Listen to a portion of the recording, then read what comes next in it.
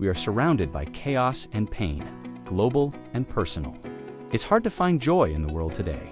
But what if we told you that, according to an ancient school of thought, this is exactly when it's most important to practice joy? Welcome to our series on Stoicism. This is episode 2.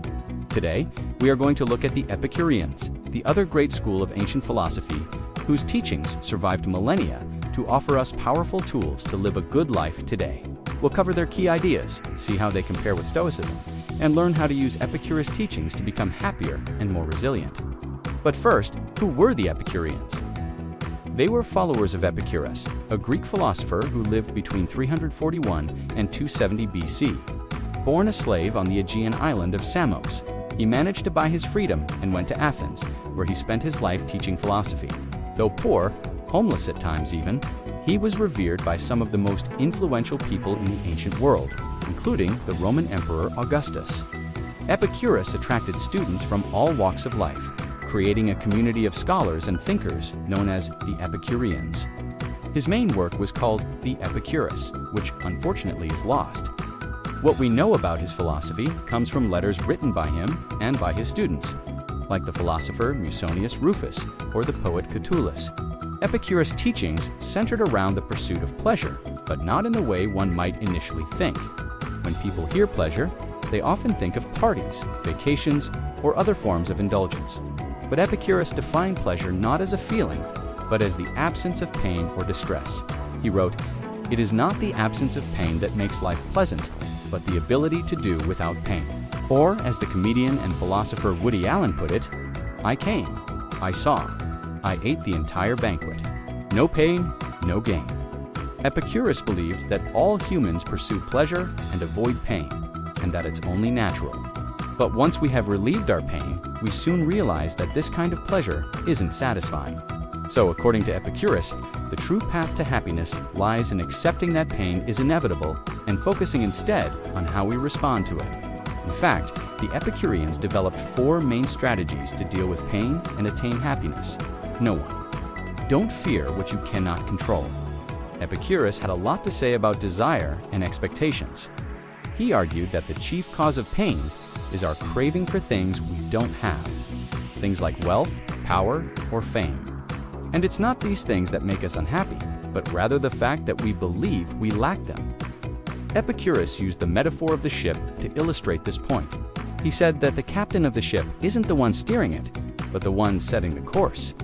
Similarly, he said, our desires aren't directed by what we need, but by what we believe we need.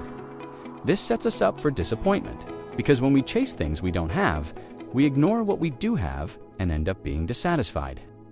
Epicurus advised his students to take stock of what they already have by making 2 lists. On one, write down everything you possess, big and small, from your health and friends to your house and belongings. On the other, write down all the things you lack. Then compare the 2 lists and ask yourself which one is actually causing you more pain. Most likely, it will be the list of things you don't have. Now, Epicurus didn't deny that sometimes we have to want things. After all, we all have needs. So instead of chasing unnecessary desires, he taught us to focus our wants on things we can control. This will reduce our susceptibility to pain and increase our chances of finding happiness. Number 2, differentiate between what's up to us and what isn't. Another source of pain, according to Epicurus, is that we can't always tell the difference between what depends on us and what doesn't. He taught that every situation has 2 parts, what's up to us and what isn't. For example, in a business negotiation, what's up to us is how we react to the offers on the table and what we decide to say. What isn't up to us is whether we get the deal or not. If we obsess over things that are out of our control, we will suffer unnecessarily.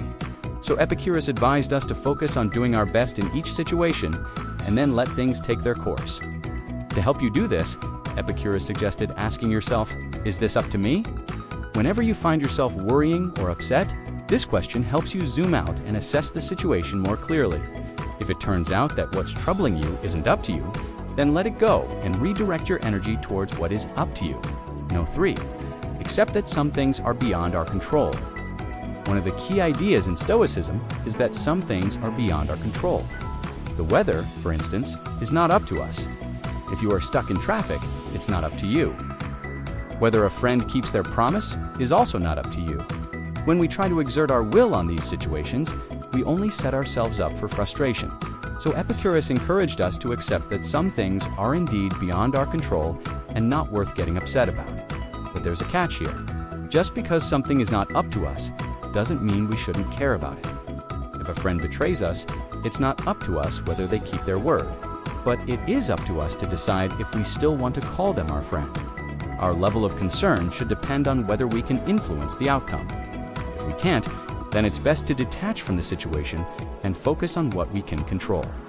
That's why the Stoics talk about having a calm mind in a turbulent world. By accepting that some things are beyond our control, we free ourselves from unnecessary suffering and open ourselves to inner peace. And finally, number 4, do good for others. Epicurus believed that helping others was a key part of living a good life. In fact, he wrote, "All the good things in life come from others, and the chief task in life is to do good to others." Helping others is not only a way to make the world a better place, but also a powerful antidote to pain and suffering. When we focus on the needs of others, we shift our attention away from our own problems and gain a new perspective. This is why the Stoics recommend practicing gratitude regularly. By appreciating what we have and letting go of what we don't, we train ourselves to be content with less and worry about more.